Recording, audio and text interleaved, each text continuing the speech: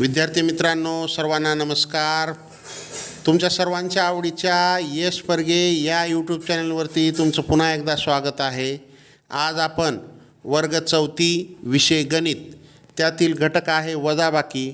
वजाबाकीवरील स्वाध्याय 1 भाग 1 अभ्यासणार आहोत. तर मग चला विद्यार्थी मित्रांनो, आज आपण 4 गणित या विषयातील वजाबाकी हा घटक पाहणार आहोत. या अगोदर आपण बेरीज या घटकावरील 4 व्हिडिओ पाहिलेले आहेत. स्वाध्याय त्याचे 4 सोडवलेले. आज आपण वजाबाकीचा हा पहिला स्वाध्याय आहे. का आहे? उभी मांडणी करून वजाबाकी करा. या ठिकाणी संख्या दिलेली आहेत. का आहे? 586 वजा 425. मग वजाबाकी करायची. वजाबाकी म्हणजे संख्येतून संख्या काढून टाकणे. म्हणजे या काय आहे? 586 वजा 425. मग एकक स्थानी 586 मध्ये 6 आणि 425 मध्ये एकक स्थानी 5 आहे. मग या 6 मधून हे 5 वजा करायचे म्हणजे काढायचे. समजा आपल्याकडे जर 6 वर्तुळ असतील, 1 2 3 4 5 6, त्यातून आपण 5 काढायचे. 1 2 3 4 5. 5 जर काढले तर किती राहतात? 1. त्याच पद्धतीनं 6 रुपयामधून 5 रुपये जर गेले तर किती रुपये राहतात? तो 1 रुपया. म्हणजे 6 मधून 5 गेले तर 1 राहिले. मग 8 मधून 2 गेले. 8 मधून 2 गेल्यावर किती राहिले? 2च्या पुढे 8 येईपर्यंत जर आपण मोजलो, 3 4 5 6 7 8, तर किती? 6 होऊ लागले. मग 8 मधून 2 गेले तर 6 राहिले. मग 5 मधून 4 गेले तर खूप सोपं आहे. 5 मधून 4 गेले 1 राहिले. उत्तर काय आलं आपलं? 161 हे उत्तर आलं. काय आलं उत्तर आपलं? 161. आलं का लक्षात? खूप सोपा प्रश्न आहे, अवघड काही नाही यामध्ये. वजाबाकी, आणि ती पण साधी वजाबाकी होती. त्यानंतर पुढचा प्रश्न काय आहे? 465 वजा 179. चला विद्यार्थी मित्रांनो, दुसरा प्रश्न काय आहे? 465 वजा 179. मग एककच्या खाली एकक, आपल्याला हे जे रकाने दिले ते एकक दशक शतक. मग एककच्या ठिकाणी एकक, दशकच्या ठिकाणी दशक, शतकच्या ठिकाणी शतक जर लिहिलं तर काय होतं? एकाखाली एक अंक येतात आणि वजाबाकी किंवा बेरीज जे असेल ते आपल्याला योग्य पद्धतीनं करता येते. मग या ठिकाणी काय केलेलं आहे? 5 वजा 9 म्हणजे 5 मधून 9 जात नाही. मग कशामुळं? कारण की 5 ही लहान संख्या आहे आणि 9 ही काय आहे? मोठी संख्या आहे. मग अशा वेळेस काय करायचं की दशक स्थानी जे 6 आहे, इकडला एक अंक इकडे घ्यायचा. इथं किती होतील? मग एक दशक स्थानचा एक दशक इकडे घेतला. एक दशक म्हणजे 10 आणि हे 5 किती झाले? इथं 15 झाले. आला का लक्षात? दशक स्थानचा एक अंक इकडे घेतला म्हणजे एक दशक जर इकडे घेतला तर एक दशक म्हणजे 10 आणि हे 5 किती झाले? 15. मग आता इथं किती दशक राहिले हो? इथं 5 दशक राहिले. किती दशक राहिले? 5. हे 15 कसं आलं कळालं? या ठिकाणी 6 दशक होते. 5 मधून 9 जात नाहीत म्हणून या ठिकाणी किती? 6 दशक होते. 6 दशक मधून एक दशक तिकडे दिला आपण. किती झाले? 15. 15 मधून 9 गेले म्हणजे 9च्या पुढं 15 येईपर्यंत बोट मोजा. 10 11 12 13 14 15 6. 9 15 मधून 9 गेले किती राहिले? 6. मग या ठिकाणी काय राहिले? 5. 5 मधून 7 जातात का? जात नाहीत. तर मग काय करावं लागेल? इथं जे 4 शतक आहेत, या 4 शतक मधून एक शतक इकडे देऊन टाकू आपण. मग हे 4 शतकामधून एक शतक जर तिकडे गेला तर किती? 100 गेले. मग इथं 100 जातील का? दशक स्थानी गेला. 100चे दशकामध्ये रूपांतर करा म्हणजे काय झालं? 10 दशक गेले. म्हणजे 10 दशक आणि हे 5 दशक किती दशक झाले? एकूण 15 दशक झाले आणि इथं 3 शतक उरले. आलं का लक्षात तुमच्या? एक शतक तिकडे गेला म्हणजे 10 दशक गेले. 10 दशक आणि इथले पूर्वीचे 5 दशक एकूण 15 दशक झाले. या 15 मधून 7 गेले तर किती राहिले हो? 8 राहिले. 15 मधून 7 गेले तर किती राहिले? 8. मग या ठिकाणी 3 आहे. 3 मधून 1 गेला 2. उत्तर काय आलं आपलं? 286 हे उत्तर येईल. काय आलं उत्तर? 286. आलं का लक्षात तुमच्या? हाच्याची वजाबाकी कशी करायची? अशा पद्धतीनं करायची. चला त्यानंतर पुढचा प्रश्न काय आहे? 5. चला विद्यार्थी मित्रांनो पहा इकडे. तिसरा प्रश्न काय आहे? 542 वजा 351. मग या 2 मधून 1 गेले 1 राहिले. पण या 4 मधून 5 जातात का? जात नाही. मग हा 5 का आहे? शतक स्थानी आहे. इकडला 1 शतक तिकडे घ्या. 1 शतक जर तिकडे गेला तर इथं काय राहिले? 4 शतक राहिले. 1 शतक गेला तर त्याचे किती दशक झाले? 10 दशक. आणि हे 4 म्हणजे एकूण किती झाले? 14 दशक झाले. मग 14 मधून 5 गेले, किती राहिले? 9 राहतात. मग आता इथं काय? 4 शतक मधून 3 शतक गेले, किती? 1 शतक राहिला. काय आलं उत्तर आपलं? 191. 191 आलं का लक्षात? प्रश्न खूप सोपा आहे. चला अशाच पद्धतीनं पुढचा प्रश्न सोडू आपण. प्रश्न क्रमांक 4 काय आहे विद्यार्थी मित्रांनो? 754 वजा 287. मग याची मांडणी जर आपण व्यवस्थित केली, एककच्या रकान्यामध्ये एकक, दशकच्या रकान्यामध्ये दशक. एकक काय? 754 मध्ये 4, 5 हे दशक आहे आणि 7 हे शतक आहे. वजा 287, 7 एकक, 8 दशक, 2 शतक. मग आता या 4 मधून 7 जातात का? जात नाहीत, कारण की 4 पेक्षा 7 ही अंक मोठा आहे. मग आपल्याला काय करावं लागेल? इकडे 5 मधून 1 दशक इकडे घ्यावं लागेल. मग या 5 दशक मधून जर 1 दशक इकडे घेतला तर इथे किती दशक राहिले? 4 दशक राहिले. मग 1 दशक इकडे एककडे गेला म्हणजे त्याचे काय झाले? 10 एकक झाले. 10 एकक आणि पूर्वीचे 4 एकक, एकूण किती? 14 एकक झाले. किती झाले? 14 एकक. मग आता 14 मधून 7 गेले तर किती राहिले हो? 7 राहिले. 14 मधून 7 गेल्यावर किती राहिले? 7 राहिले. मग आता या ठिकाणी 4 दशक आहे आणि खाली 8 दशक आहे. 4 दशक पेक्षा 8 दशक मोठा आहे. 4 दशक मधून 8 दशक वजा होत नाही, म्हणून काय करावं लागेल आपल्याला? इकडला 1 शतक इकडे घ्यावं लागेल. इथं 7 शतक आहेत, त्यातला 1 शतक इकडे घेतला. इथं किती शतक राहणार? मग 6 शतक राहणार. किती राहणार? 6 शतक राहणार. मग 1 शतक इकडे घेतला तर त्याचे दशकमध्ये रूपांतर केलं तर त्या एका शतकाचे किती दशक होतात? 10. मग किती झाले? 10 दशक इकडले आणि अगोदरचे 4 दशक, एकूण 14 झाले. 14 मधून 8 गेले, किती राहिले हो? 6 राहिले. मग आता इकडे काय? 6 शतक वजा 2 शतक. 6 शतक मधून 2 शतक गेले, 4 राहिले. उत्तर काय आलं आपलं? 467 हे उत्तर येईल आपलं. काय येईल? 467. आलं का? अशा प्रकारे हे प्रश्न आपल्याला सोडवायचे. प्रश्न खूप सोपे आहेत. चला त्यानंतर 5वा प्रश्न. 500 वजा 365. एककच्या खाली एकक, दशकच्या खाली दशक अशी लिहून घ्या. त्याची मांडणी करा आणि पहा इकडं. हे वर काय? 0 एकक आहे, त्याच्यातून 5 एकक वजा करायचे आपल्याला. 0 एकक मधून 5 एकक जर वजा करायचे असतील तर जातात का? जात नाही. मग काय करावे लागेल आपल्याला? अगोदर सर्वप्रथम इथं पण 0 आहे दशक स्थानी, मग शतक स्थानी 5 आहे. मग शतक स्थानी जे 5 आहे तिकडला 1 शतक आपण दशककडे घेऊन चलू इकडं. मग दशककडे आला, दशककडे मिसळायचं म्हणजे एका शतकाचे इथं काय झाले? 10 दशक झाले. किती झाले? 10 दशक. पण इकडं पण 0 आहे, इकडे 1 दशक देऊन टाकायचे आपल्याला.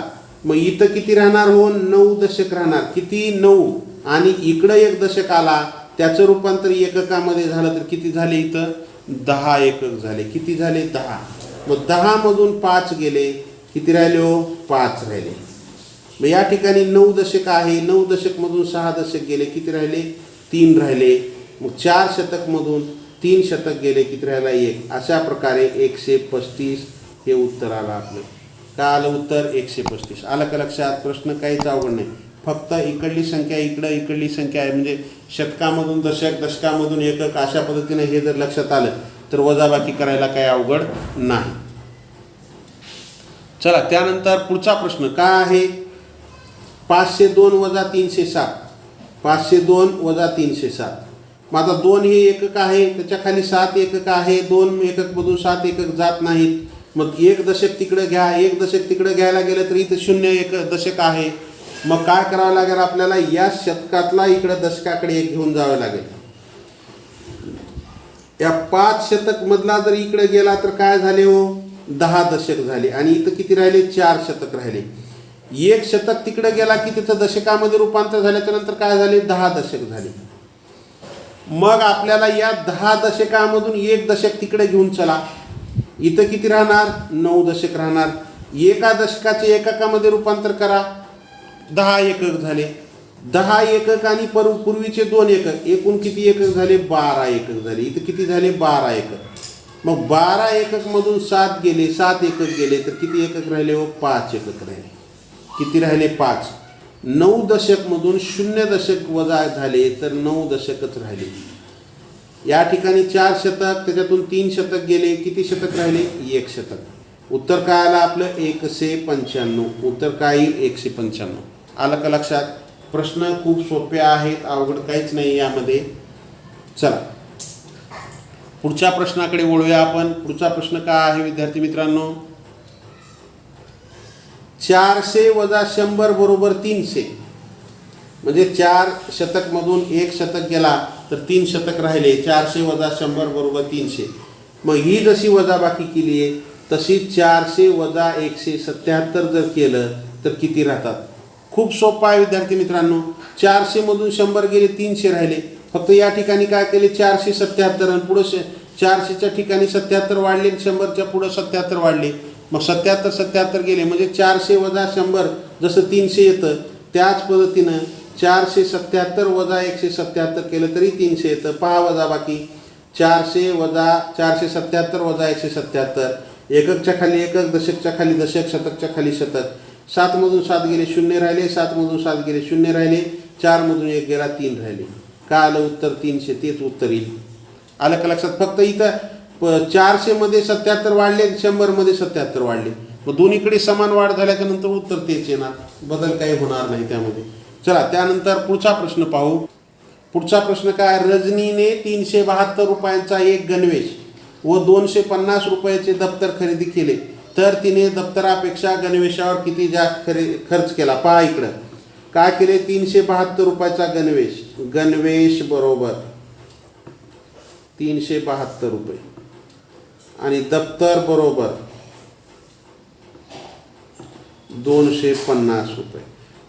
मग आपल्याला काय म्हणले? दप्तरापेक्षा म्हणजे या दप्तरापेक्षा गणवेशावर किती खर्च झाला? म्हणजे 250 पेक्षा 372 कितीने जास्त आहे हे काढायचे. दप्तर 250चा आहे तर गणवेश कितीने? मग 372 वजा 250 वजा बाकी करा. 2 मधून 0 गेले, 2 राहिले. 7 मधून 5 गेले, 2 राहिले. 3 मधून 1 गेला, 1 राहिला. 122. 2 एकक मधून 0 एकक गेला, किती राहिले? 2 एकक. 7 दशक मधून 5 दशक गेले, 2 दशक राहिले. 3 शतक मधून 2 शतक गेले, 1 शतक राहिला. काय आलं उत्तर? 122. 122 हे उत्तर आलं. आलं का लक्षात? प्रश्न काहीच अवघड नाही, खूप सोपे प्रश्न आहेत विद्यार्थी मित्रांनो. अशा प्रकारे हा प्रश्न सोडवायचा.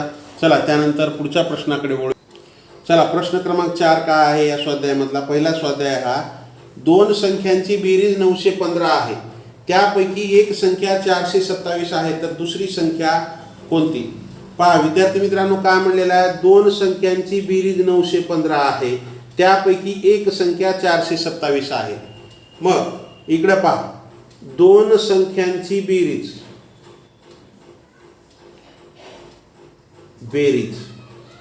बरोबर 915. आलं लक्षात? तर मग या 2 संख्यापैकी एक संख्या दिलेला आहे. एक संख्या दिलेला आहे. किती दिले आहे? 427. दुसरी संख्या माहिती आहे का? नाही. म्हणून समजा दुसरी संख्या बरोबर आपण अ धरू. काय धरू? दुसरी संख्या काय धरू? अ धरू. मग पहिली संख्या 427 अधिक दुसरी संख्या अ बरोबर 915. बरोबर काय झालं? 915. मग आता दुसरी संख्या काढायची. दुसरी संख्या आहे अ. मग हे 915 आणि हे 427 इथं काय बेरजेमध्ये आहे. बरोबरच्या पुढं गेली की त्याची विरुद्ध क्रिया होते. बेरीज असेल तर बरोबरच्या पुढं जाऊन वजा होते. इकडं वजा असेल तर पुढं जाऊन बेरीज होते. मग इकडे काय आहे? बेरीज आहे. मग इकडे जाऊन काय झाली? वजा झाली 427.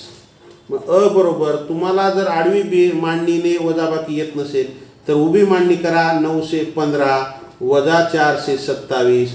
या 5 एकक मधून 7 एकक जात नाहीत. इकडला 1 घ्या दशक, तिथं होतात 15. मग इथं राहतात 0, इथं झाले 15. 15 एकक मधून 7 एकक गेले, 8 राहिले. मग 0 दशक मधून 2 दशक जात नाहीत, म्हणून इकडला 1 शतक घ्या. इथं होता 10 दशक. 10 दशक मधून 2 दशक गेले, 8 दशक राहिले. 8 शतक मधून 4 शतक गेले, 4 शतक राहिले.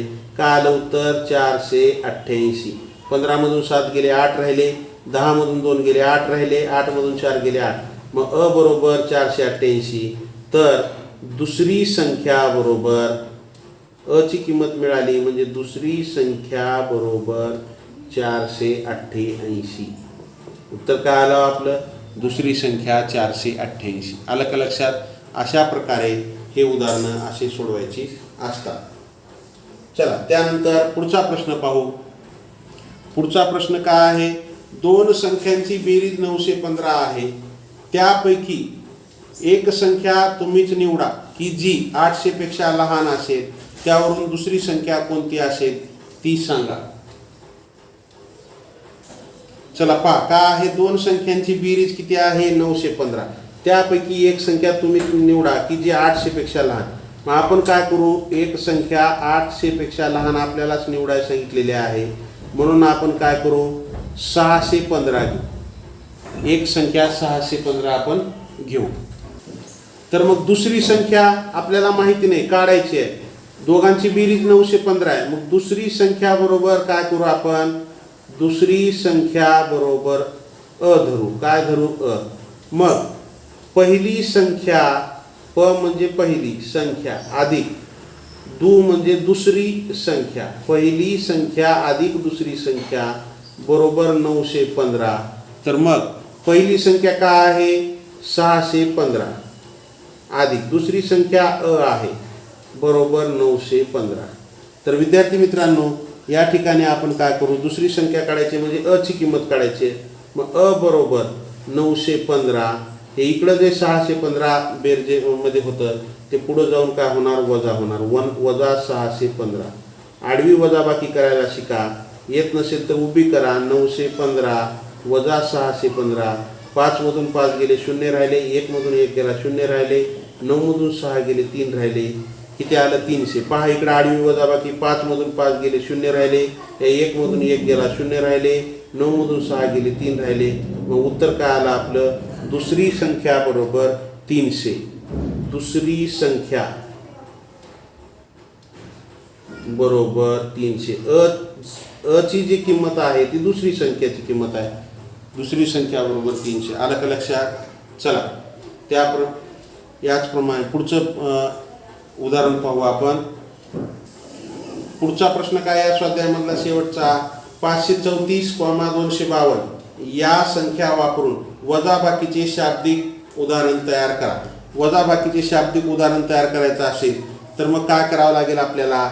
दोन संख्यांची बेरीज. पहा इकडं, दोन संख्यांची बेरीज.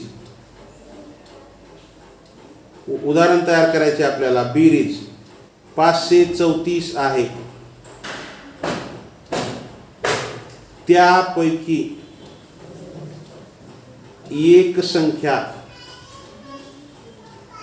252 असल्यास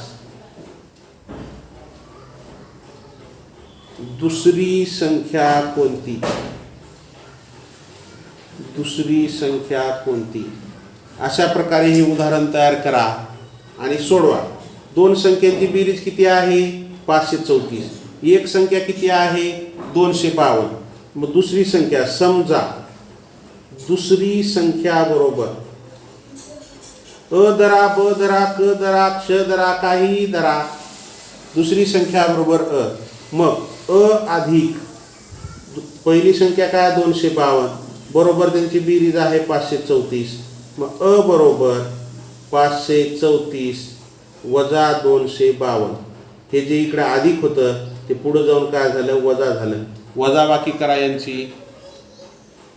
4 मधून 2 गेले, 2 राहिले.